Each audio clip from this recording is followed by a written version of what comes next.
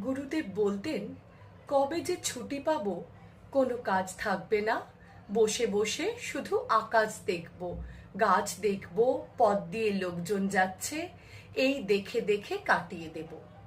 তা নয়, কেবল লেখা লেখা লেখা। আর ভালো লাগে না, ছবিও আঁকতে পারছি নে। যখনই ভাবি আঁকি এইবারে, অমনি মনে হয় এই কাজ বাকি আছে, সেসব সেরে আঁকবো।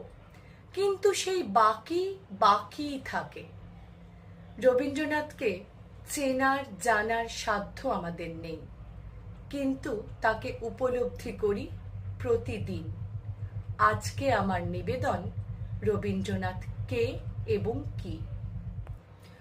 আগুন খেয়ে মুখ পুড়ে যায়, আগুন পোড়ায় হাত, পুড়তে পুড়তে চিনতে থাকি কে রবীন্দ্রনাথ।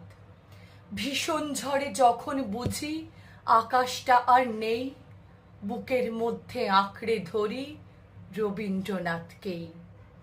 কিছুই যখন কিছুই না আর, বিশ্বাস হয় গুঁড়ো, গানে গানে ডাক পাঠায় সেই শ্বশ্রুশোভন বুড়ো।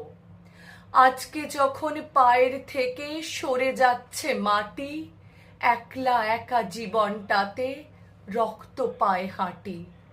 ঘরের মায়া ছেড়ে যাচ্ছে, নিকট ওসব দূর, ছন্ন ছাড়া জীবন থেকে ছিঁড়ে যাচ্ছে সুর।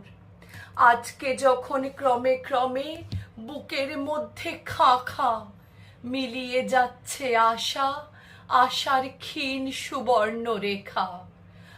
আজকে যখন যে কেউ দিচ্ছে তর্জনীতে ছি ছি, এখন বুঝি, বুঝতে পারি রবীন্দ্রনাথ কি। সময় আমায় মেরে ফেলবে, মুছে ফেলবে কালো, বাঁচতে বাঁচতে শুকিয়ে যাবে পত্র মিথুন ডালও। ছাতি ফাটছে এবং বাড়া ভাতে পড়ছে মাছি, রবীন্দ্রনাথ আছেন বলেই মরতে মরতে বাঁচি। ছবিও নয়, মালাও নয়, নয় রচনা বলি, রবীন্দ্রনাথ আছেন বলেই বাঁচি, জিতি, চলি।